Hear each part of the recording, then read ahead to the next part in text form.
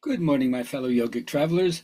I'm mighty glad to be alive today, and I hope that you are too, as we continue to live, laugh, love, learn, linger, and live the life we love.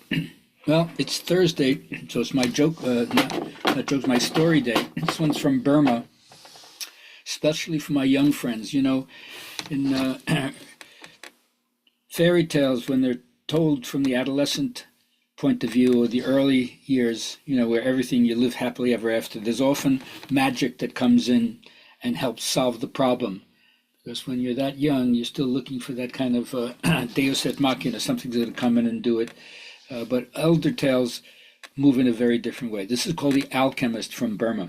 Once there was a young woman who fell in love and married a young man, and everything was fine. And in those countries, the bride always has a dowry to go with her. But very soon she realized that her husband was dabbling in alchemy, and he squandered all their patrimony in pursuit of his trying to turn base metal into gold. So she went to her father right away and said, "Oh, Dad, I'm having a problem." And he says, "Listen, okay, I understand. Bring him to me." So she went to the husband and said, "Listen, my father wants to see her." So he kind of geared up and was like, "Okay, I'm going to get dressed down by this guy." And so he went to see him, and he had that look on his face. "Yeah, what do you want?" And the father said, "I heard that you're an alchemist." He says, "Yeah, what of it?" He says, "I'm an alchemist too." And then the young man spruced up. "You are?" He said, "Yes, and I'm just on the verge of breaking through, except that I need to collect something as the final piece for the formula, and I don't think I'm going to be alive long enough to do it. I just don't have the strength." He says, "I'll do it." He says, "You will?" "All right, well, here's what we need. Every time bananas are produced, there's a small silver powder underneath the banana leaf. We have to collect 2 pounds of it." "Well, that's going to take a long while." He says, "Listen, I'll give you some money to buy some fields. You can start cultivating the bananas, and then if you save that banana powder, we can do the alchemical transformation." He says, "All right, I'll do it." So that's what he did. The father gave him money. He bought some land. He started cultivating the banana plants, and there was just a minute speck of silver powder under every leaf, but he kept on going because he was motivated. And after about 2 years, he actually had 2 pounds of this banana powder. And so he went to the father-in-law and said, "Okay, we got the 2 pounds. I'm ready. Let's do the formula." He says, "Listen, bring your wife here." "What does she have to be here for?" "I'm telling you, bring your wife here." So he called his wife, and they sat around and said, "Okay, let's do it now." And so he said "Before I teach you the formula," I turned to the wife and says, "Excuse me, what did you do with all the bananas that we grew over the last 2 years?" He says, "Well, I sold them in the market." He says, "And did you get any money for them?" He produces 2 bags of gold. So the father grabs some dirt, says, "From base elements come gold." And at first the son was kind of like pissed at the clever ruse, but then he realized working is what enables you to transform the base elements into that which is of value. All right, that's my story. I hope you young people get the idea about work. You got to put in your time. So for my journal writing people, this is a really interesting idea. What must you cut off in your life? What must you cut back on in your life? Or what must you shed and get rid of in order for you to be more liberated than you are? What do you need to cut off, cut back on, or shed? And how would that liberate your energy in some way? Let me know what's going on for you. I'll be glad to share what's going on for me. All right. It's amazing in our world, which has such material wonder, that there's such spiritual narrowness.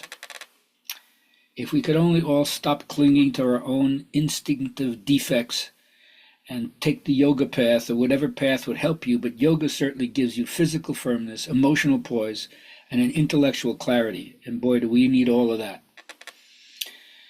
We experience discomfort from a lack of understanding because it's something that's living in us. It can't be buried. Our inner sense must break through these walls in order to breathe freedom so we're not covered in obscurity. Now, biblical religions tend to think that theirs is the only one. And in the Gita, when it says all paths lead to me, with a capital M, even though it's Krishna talking, it's not really Krishna they're talking about. It's the spirit saying that whatever you do, it's going to take you to the invisible, absolute, non-denominational spirit, except that most people get caught in the literalizing of it and the historicizing of it. So I like to say, even though I'm immersed in yoga, for most Westerners, it's a mistake to try to become a Hindu or a Buddhist.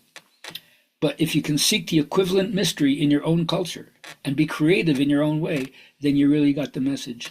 And those things can be tributaries too, but they don't have to be the main path for you. Now, I've been dealing with my own mortality anxiety for a number of years, and the older I get, the closer I am to facing the actual experience. So I just want to let you know this is how I'm wrestling. Maybe you can get something from this. Maybe you'll understand your grandparents and parents better for this. But death stakes a claim on the owner of the house. And it tells you, I'm not a one-time visitor. You may think of me as a unruly and unwelcome intruder. But what it tells to me is I'm going to be visiting you from time to time on an ongoing basis, on a regular basis. You can't hide me away in a guest room or in a closet somewhere in the basement corner. And whether you acknowledge me, deny me, I'm a permanent part of your life from now on. But remember, I'm not your opponent. I'm an agent of your completion. Try to get the equanimity that comes from that. And when I understand that, more and more, I try to give up my personal will, my personal preferences, for the sake of service and love. Otherwise, I'm going to resign myself to living a lesser life than what I know I'm capable of and what I deserve. So that's always leading me in the end to how do I keep affirming that which is of value and significance for me so I don't lose my ideals. Well, first, always deal with negativity immediately. Destroy those thoughts in their infancy. Don't give those kind of thoughts time to grow in your mind. So that means I don't argue with false suggestions. And I remember that whatever I'm looking at, my attention is going to draw to me. The more I dwell in it, the more it becomes real. So I look to where I'm feeling good. I have an intention for being there. I do it deliberately. And then I pre-pave my road with mental envisioning so I can feel good first in my virtual reality, where I have freedom and dominion to think and picture anything I want. And then if I hold to that, it's interesting how it outpictures itself in my life. Anyway, one more reminder, I'll be teaching a workshop on hips and knees at the Chai Yoga Shack, 1942 North Levitt, this Saturday from 2 to 5. I hope you'll join me there, and have a great day.